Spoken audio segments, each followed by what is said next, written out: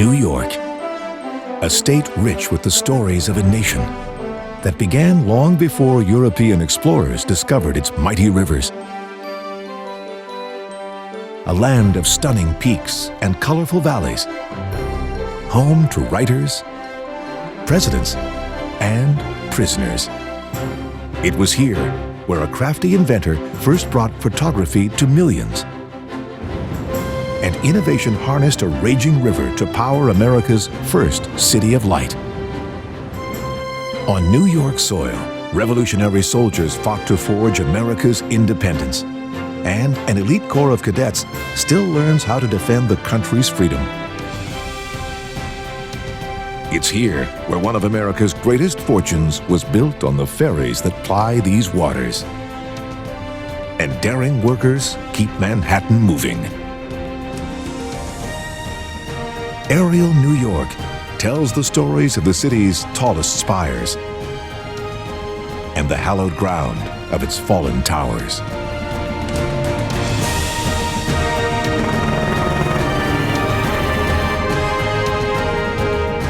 This is the Empire State.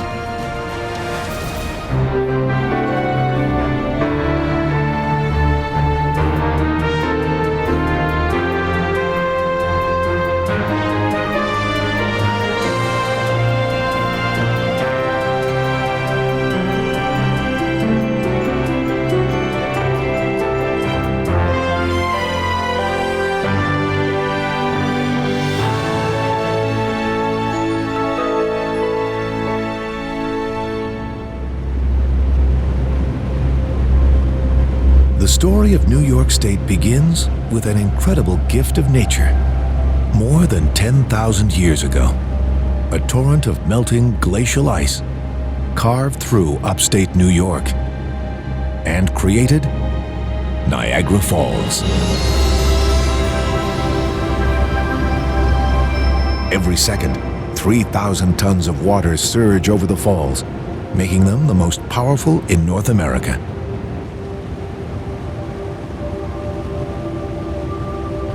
Water has played a defining role in New York State ever since the beginning. From the breathtaking power of the Niagara to the waterways where America's Empire State began. Long before its skyscrapers, a Native American tribe called the Lenape used to hunt and fish on the island and shores of Manhattan. They called it Mannahatta, meaning the island of many hills.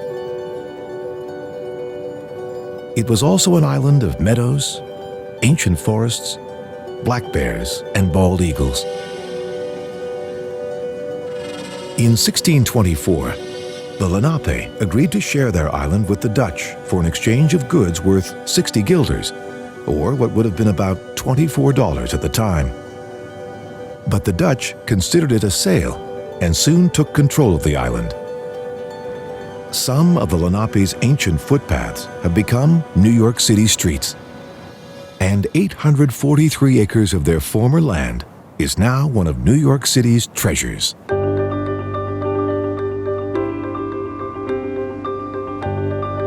Created in 1858, Central Park covers 6% of Manhattan. It was the first landscaped park in America. But creating it wasn't easy. Some say that it took more gunpowder to blast and create Central Park's lakes, hills, and meadows than was used in the Battle of Gettysburg. A unique feature of its design was its separate pathways for horse-drawn carriages to help people quietly enjoy the park.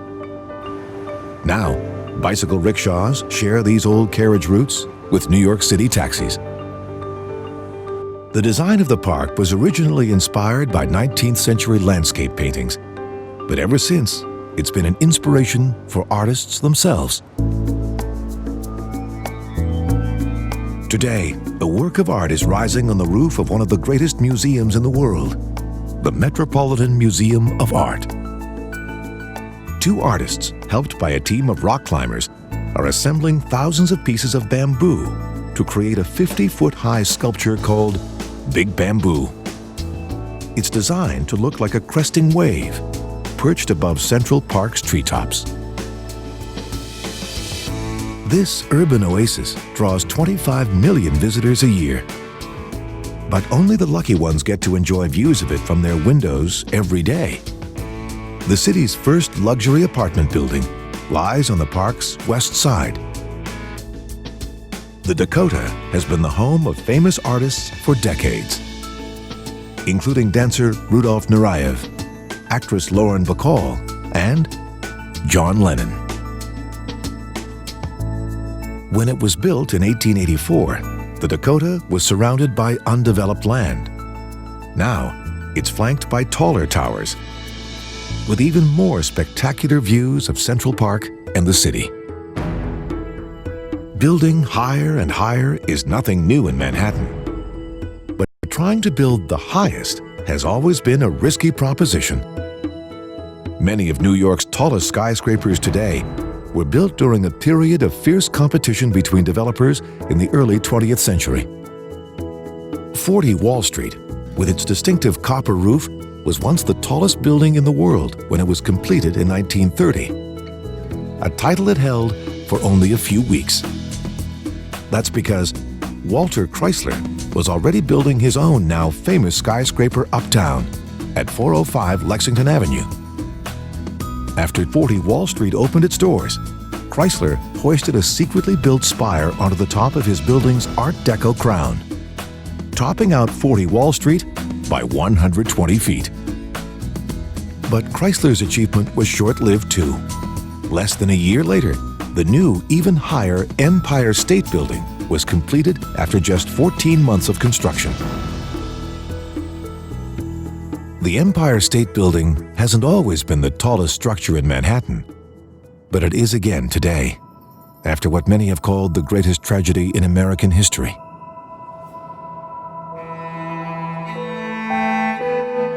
These are the footprints of the Twin Towers. On September 11, 2001, clouds of ash engulfed Lower Manhattan after terrorist attacks brought down the city's tallest buildings, the towers of the World Trade Center. It happened here at Ground Zero.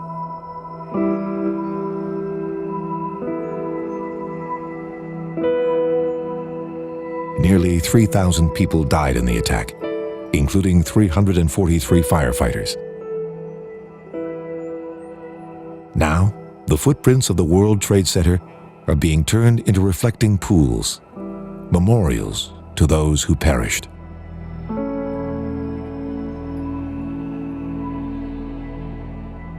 And New York City's skyline is about to change again. A new tower is rising above Ground Zero. More than 1,000 workers are building America's tallest skyscraper. It's the largest construction site in the country. One World Trade Center, also known as the Freedom Tower, will rise a symbolic 1,776 feet. This city has been reinventing itself ever since it was founded. In the 1960s, the earth excavated during the construction of the original Twin Towers was used as landfill to extend Lower Manhattan and its shores. Today, New York City has more than 600 miles of coastline and includes land on dozens of islands of all shapes and sizes. One is the historic Ellis Island. Only part of it actually lies in New York State. From 1892 to 1954, this tiny island was the gateway to America for a staggering 12 million immigrants. It's believed that 40% of Americans can trace their roots to at least one ancestor who passed through Ellis Island. Inside the famous Great Hall, new arrivals from Europe and beyond lined up to be inspected and processed. In the island's single busiest year, 1907, more than 1 million immigrants arrived here. Now, 3 million people from around the world visit the Great Hall every year as tourists. But not all of New York City's islands are places most would want to come. This is the only way for convicts to get in and out of the city's largest prison. Rikers Island is practically a borough of its own, complete with schools, a tailor shop, ball fields, and chapels. On some days, the prison population at Rikers can swell to nearly 20,000. But that's nothing compared to Manhattan. Even though it's the most densely populated county in America, 70% of its workers, or nearly 1.5 million people, still live somewhere else. Most get to work via the 8 bridges that connect Manhattan with the boroughs and beyond. The Brooklyn Bridge may be more famous, but its neighbor, the Manhattan Bridge, is one of the busiest. It links Brooklyn with Manhattan's Chinatown. This double-decker suspension bridge dates from 1909 and carries cars and trucks on both levels, as well as 4 New York City subway tracks. Maintaining the city's bridges can be a dangerous job. One misstep, and you could end up in free fall. But without its bridges and tunnels, Manhattan would only be accessible by air and water, just as it was more than 400 years ago. That's when a European explorer appeared on the horizon and set the stage for New York to be born.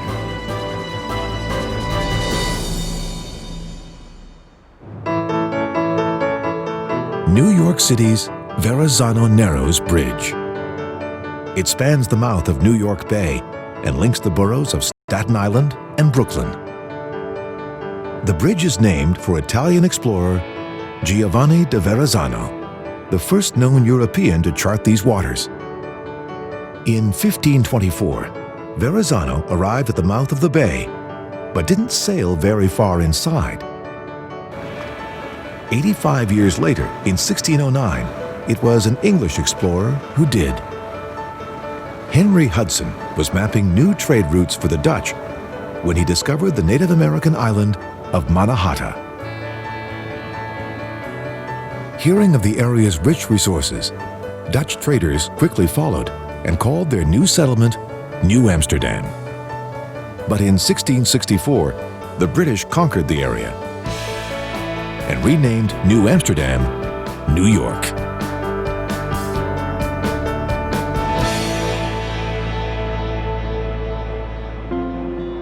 When a group of Dutch settlers arrived in 1624, they landed on this island. They were hoping to trade for beaver pelts with the Native American tribes that lived upriver. The Dutch called the place Island of Nuts because of its plentiful chestnut trees. But the British later renamed it Governor's Island. Remains of the earliest settlements here are long gone, but forts have survived. The oldest one is the star-shaped Fort J, which lies on the site of earthwork fortifications that were built to defend New York against the British during the American Revolution. But those fortifications were a miserable defense, and the British took control of the island after the Battle of Brooklyn in 1776, one of the largest battles of the war. In the early 1900s, Governor's Island was enlarged by more than 100 acres, with landfill from the construction of New York City's subway system. After mapping Mannahatta and the surrounding shores, Henry Hudson set out up this mighty waterway, which would later bear his name. Just 10 miles north of the city, he arrived here, at one of the widest points on the river. It's called Tappan Zee. Tappan was the name of a nearby Native American village. Zee is Dutch for sea. When Henry Hudson saw that the river widened, he was convinced that he had found a new passage to Asia.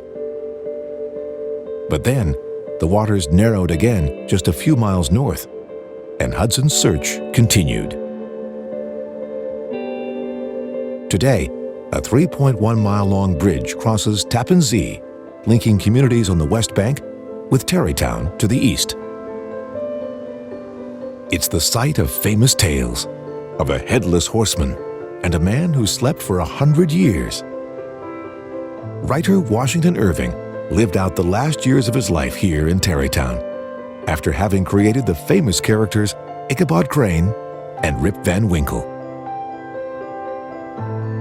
In honor of Irving's tale, the village of North Tarrytown renamed itself Sleepy Hollow in 1996. The Headless Horseman Bridge is gone, but this one leads to the old Dutch church where Ichabod Crane was chased by the ghost in Irving's tale. Irving is buried in this cemetery. It's also the resting ground of major American industrialists Andrew Carnegie, Walter P. Chrysler, and William Rockefeller, who all chose the banks of the Hudson River as their final resting place. But not everyone on the Hudson is here by choice. Just 6 miles north of Tarrytown lies the notorious Sing Sing Prison. It's home to more than 1,500 convicts.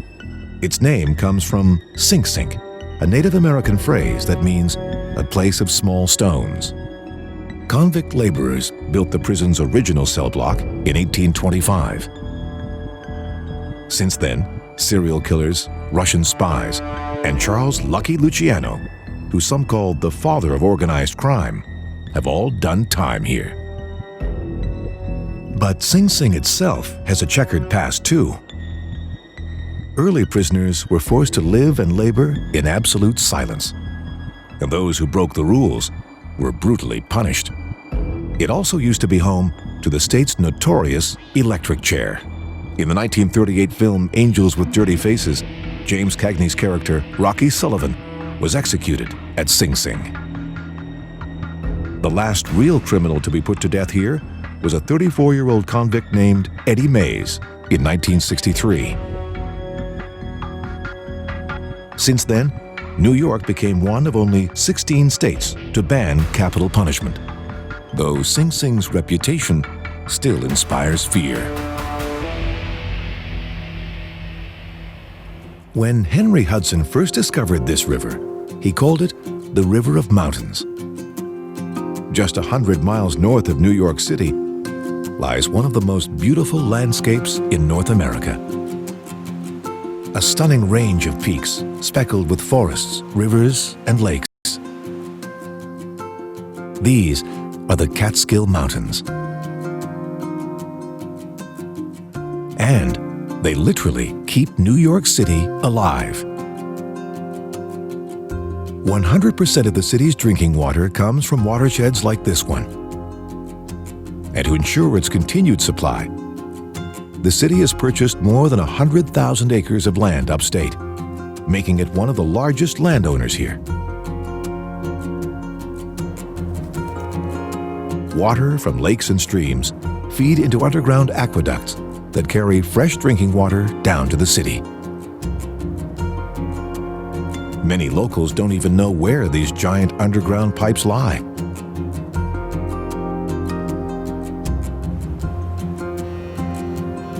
To the east, the Hudson River is a lifeline for ships and barges carrying cargo from New York City to Albany. But its seemingly quiet waters hold hidden dangers. Mudflats can ground a vessel and its million-dollar cargo in seconds. But one obstacle in the river is a welcome sight to pilots: the Esopus Meadows Light. There's been a lighthouse on this spot since 1839. The light was later closed after ice flows damaged its foundation. But citizens banded together to save this historic site. Today, the Esopus Meadows Light is the only surviving clapboard lighthouse on the Hudson. A bald eagle at the river's shore searches for prey. Once on the verge of extinction, America's national bird has made a comeback. But the fish they catch in the Hudson could be more of a threat than food. For 30 years, until 1977, the General Electric Company pumped as much as 1.3 million pounds of toxic compounds called PCBs directly into the river from its manufacturing plants upstream. Luckily, New York City's watershed in the nearby Catskills wasn't affected. But fish, birds, and other species along the Hudson have been found to contain dangerous levels of toxins that could cause cancer in people too. It's why the state banned fishing on huge stretches of the Hudson for almost 2 decades. Environmentalists and fishermen rallied to save the river's ecosystem. They formed Riverkeeper, which grew into one of the fastest growing and most successful environmental organizations of all time. In 2002, their work finally paid off. General Electric agreed to dredge 800 Olympic-sized swimming pools worth of PCBs from the river. Work has begun, but no one knows how long the cleanup will last, and if the river will continue to be a potential threat to offspring of eagles like these.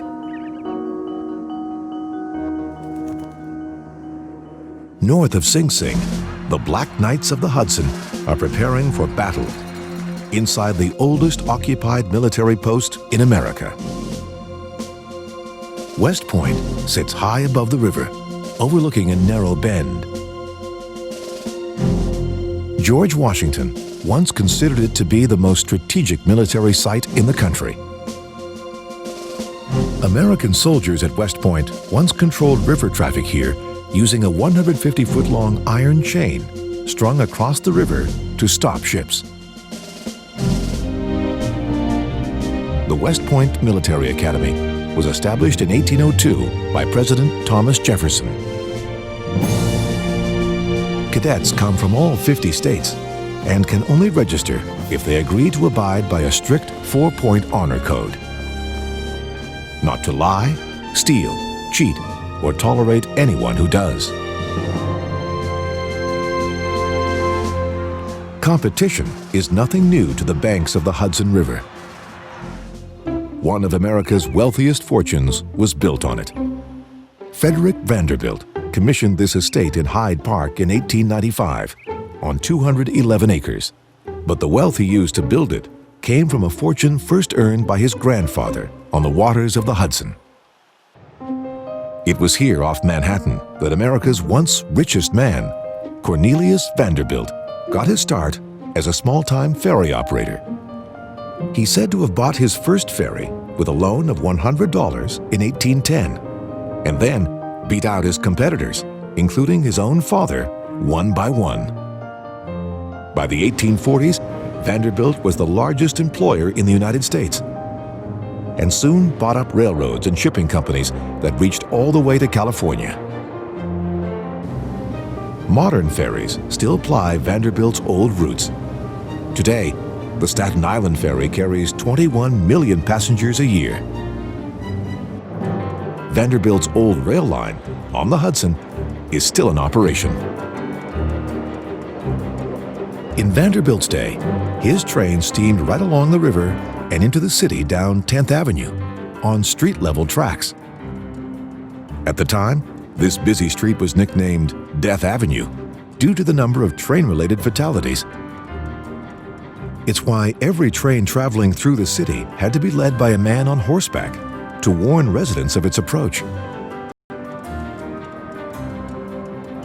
In the 1930s, the original tracks were replaced with elevated ones to increase safety. Now, they've been transformed into the High Line. It's a suspended ribbon of walkways and native plants that weaves its way down the city's west side. Thousands use it every day. Today, green space in New York is also sky high. The second tallest building in New York City is also its greenest skyscraper. Insulated floor-to-ceiling glass walls and a rainwater collection system have helped enable the Bank of America Tower to become the first skyscraper in the world to receive Platinum LEED status, the highest green building rating possible today. Green skyscrapers are the latest addition to New York's rich architectural heritage. But many of the state's most unique structures require a trip upstate.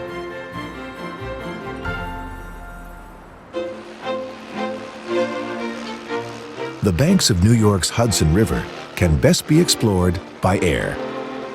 A two-seater helicopter lifts off over the valley. Below, the houses and estates of some of America's most illustrious names. John D. Rockefeller, once America's richest man, built this 6-story stone house called Kykuit in Sleepy Hollow, turning profits from Standard Oil into a palatial 3,500-acre estate. It lies on one of the highest points on the river. Rockefeller designed much of Kykuit's gardens himself. The house now belongs to the National Trust for Historic Preservation. This is believed to be one of only 2 domed octagonal residences in the world. The Armour Steiner House in Irvington. In 1859, a New York financier named Paul J. Armour built this 8-sided country residence. It was believed that an 8-sided house would have twice as much sunlight in its rooms as a 4-sided one. Later, a prominent tea importer named Joseph Steiner bought the house and added its most distinctive forms, a colorful domed roof and cupola. After Steiner, residents included a Finnish writer and a poet. In 1976, the house had fallen into disrepair, and the National Trust for Historic Preservation stepped in to rescue it from demolition. Now restored, it's part of the Hudson Valley's unique architectural heritage and is as visually stunning from the ground as it is from the air.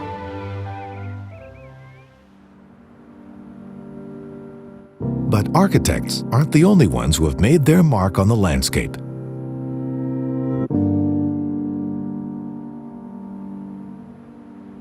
This is said to be one of the largest works of art in North America. And there's no better way to enjoy it than from above. It used to be an abandoned bluestone quarry, until a local sculptor named Harvey Fite bought the site in 1938. Inspired by ancient Mayan art, he set to work on a sculpture he called Opus 40, since he expected it to take 40 years to complete. It's a work of passion and patience. Employing the techniques of ancient Egyptian builders, Fite hoisted and pieced together giant individual slabs of the quarry's bluestone to create a sculpture of multi-level curved terraces and ramps. He also built a house to live in right next to the quarry. Sadly, Fite died here in 1976 from an accidental rockfall, just 3 years short of his goal. But even incomplete, Opus 40 remains one of New York State's artistic treasures.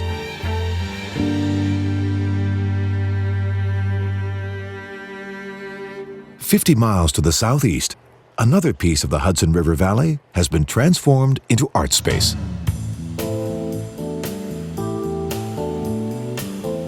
These rolling hills used to be farmland until 500,000 concertgoers descended on them in August 1969 for what's been called the greatest musical event of all time, Woodstock. Performances by Jimi Hendrix, Janis Joplin, and the Grateful Dead drew so many concertgoers that New York State Governor Nelson Rockefeller used the National Guard to airlift in supplies. 35 years after the historic event, the site of the concert was turned into the Bethel Woods Center for the Arts. Today, its amphitheater holds 15,000 people, just 3% of the attendance at Woodstock. Original Woodstock musicians including Crosby, Stills and Nash have returned to play here.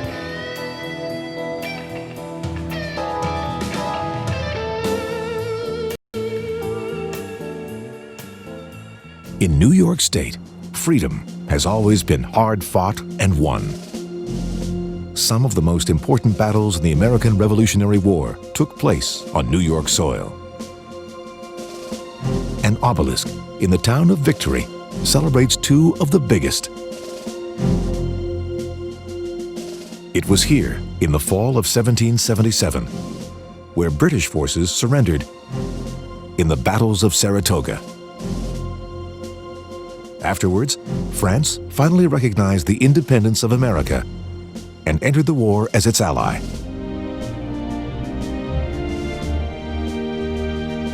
Three of the obelisk's four sides hold statues that honor the generals that led the American advance: Horatio Gates, Daniel Morgan, and Philip Schuyler.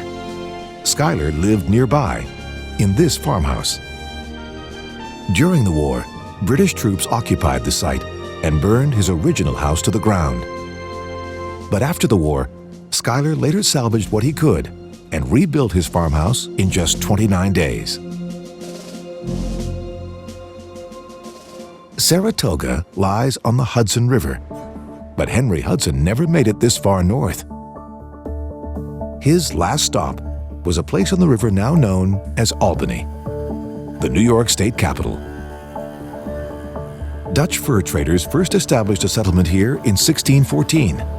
Today, Albany is the second oldest chartered city in the United States.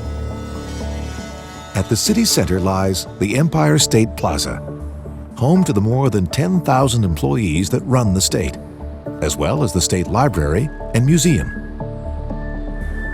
Governor Nelson Rockefeller is said to have first sketched the original plan for the plaza on the back of a postcard. Its $2 billion price tag, marble facade, and stark design have drawn criticism ever since it was finished in 1979. Upstate New York has long been a popular haunt for weekenders, but its forests are also home to those seeking more permanent solitude. Unless you're looking from the air, it would be hard to know that they're even here. This is a place called New Skeet. Three separate but united communities live in this picturesque setting. New Skeet was originally started in 1966 when a small group of monks broke away from the Franciscan Brotherhood and formed their own monastery. 3 years later, 8 nuns followed, establishing their own practice nearby. Later, a few married couples arrived and formed a third religious community in the area. New Skeet broke away from the Roman Catholic Church in 1979 and is now part of the Orthodox Church.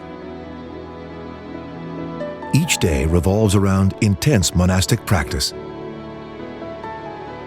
With its abundant forests and streams, finding sites for peaceful contemplation in New York State has never been hard.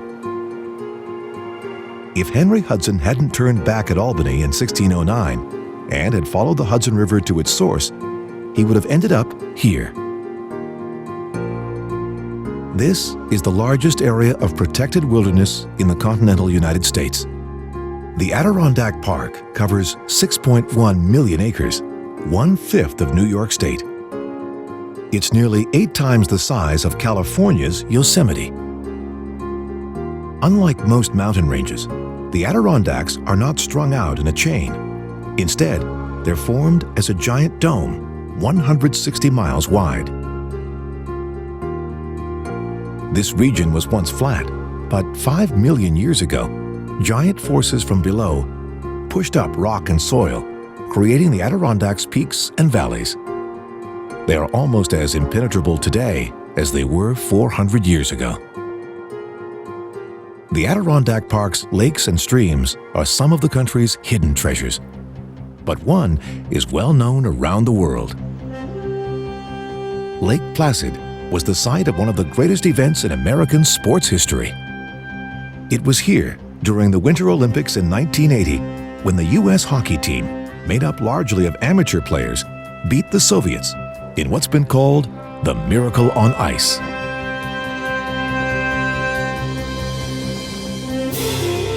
Deep in these mountains, the headwaters of the Hudson River were discovered in 1872. But by then, it was another waterway to the west that was about to power the cities and towns of New York State.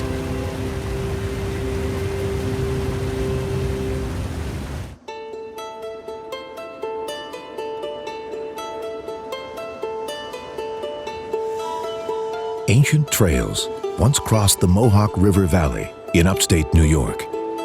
This was the land of the Iroquois Confederacy, a group of Native American nations that inhabited the valley's rich forests and hills. Stretching from the Hudson River all the way to Canada, its rivers and ancient footpaths became a major route for the fur trade.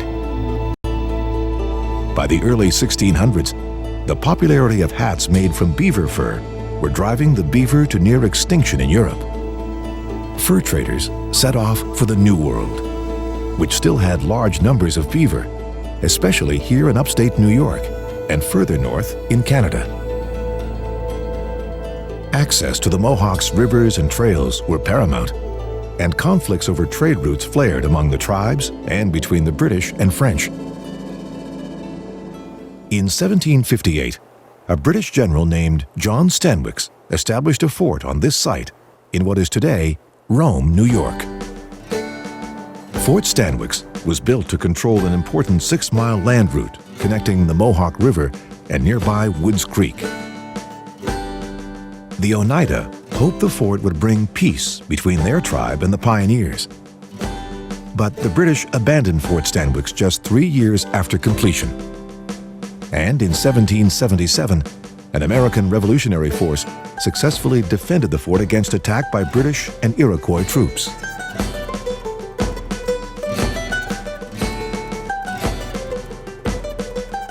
Half a century later, Rome became the site of the biggest construction project in the state's history.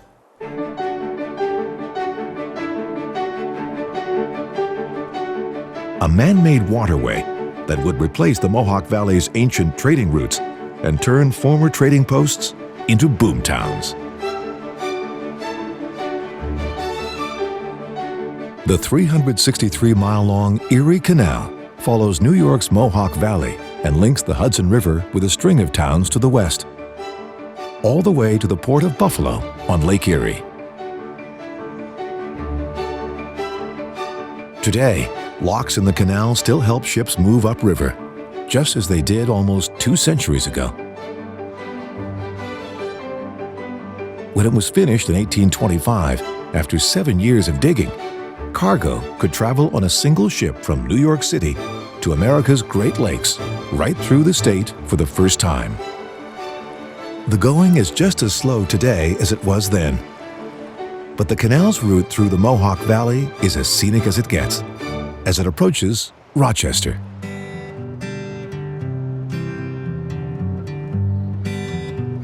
Today, the Rochester metropolitan area has the second largest economy in the state, and part of the canal still runs right through downtown.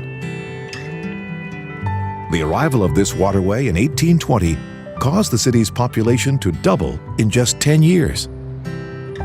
With mills turning out more flour than any other place in America, Rochester became America's first boom town and was nicknamed the Young Lion of the West. Ever since, the city has been known for its broad avenues, elegant homes, and famous citizens. Abolitionist and women's rights leader Susan B. Anthony lived in this humble red house on 17 Madison Street, where she was once arrested for trying to vote in the 1872 presidential election. Anthony died here in 1906, just 14 years before the 19th Amendment guaranteed women the right to vote. Across town, these well-tended gardens once belonged to a man whose name and company are synonymous with Rochester. In 1884, long before he made the fortune he needed to build this mansion, a scrappy inventor named George Eastman patented the first mechanism that held rolls of paper film. He and his mother came up with a new name for the company, Eastman Kodak. At the time, photography required big cameras, heavy glass plates, and messy chemicals. Kodak film rolls and cameras brought picture-taking to the masses and helped turn Rochester into the imaging capital of the world. Bausch & Lomb and Xerox, two other imaging giants, were also founded in and around the city. Today, the digital age has reduced Kodak's fortunes, but the company's headquarters are still right in downtown. The Erie Canal isn't the only waterway flowing into Rochester, New York. Water from the Genesee River once powered the city's mills. It's the longest river that flows north in the Western Hemisphere, on its way to Lake Ontario. Before it arrives in Rochester, the Genesee flows through Letchworth State Park. It's been called the Grand Canyon of the East. In 1852, the Erie Railroad Company built a bridge across the river, just above Upper Falls. The old Portage Bridge was called the highest wooden bridge in the world before it was destroyed by fire in 1875. The bridge that replaced it is made of steel and is still used by trains today. Gorges and waterfalls line the river, but they're no comparison to New York State's most famous natural wonder.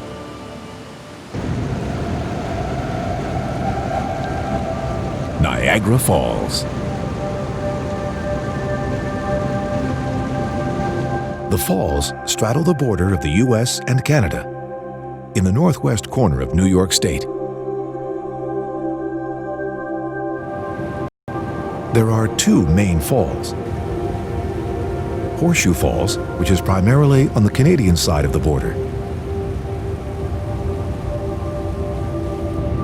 and the American Falls in New York. When glacial waters carved up this land and created the falls, they were 7 miles downstream. But over time, the raging water has eroded the rock below, and the falls have been inching their way upriver ever since.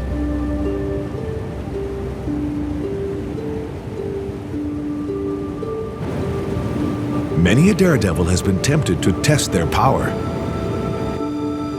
The first to survive the falls was a woman named Annie Taylor in 1901. On her 63rd birthday, she climbed inside a wooden barrel and, clinging to her heart-shaped pillow, disappeared over the American Falls.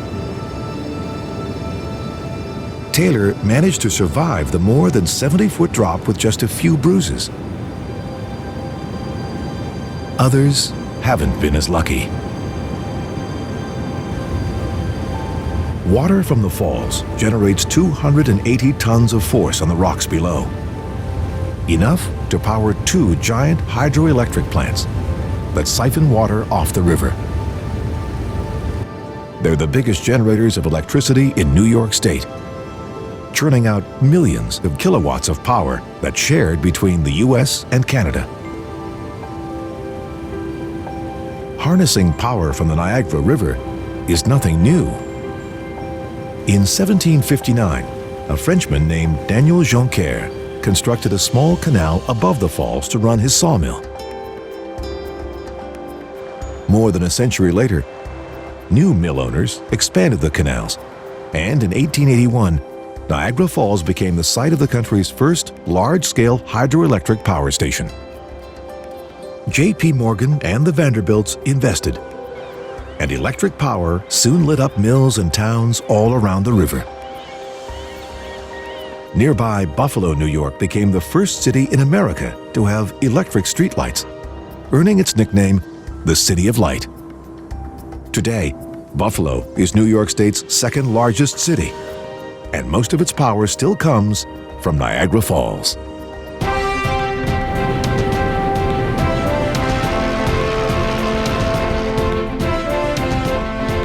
New York from the air, a land of ancient trails and rivers, where industry flourishes and bald eagles thrive. From the battlefields of revolutionary soldiers, across the spires of the country's tallest towers, and waters that have fueled one of America's most famous fortunes. To see New York from the air is a chance to discover its people, bridges, waterways, and the skyscrapers and natural wonders that make New York the Empire State.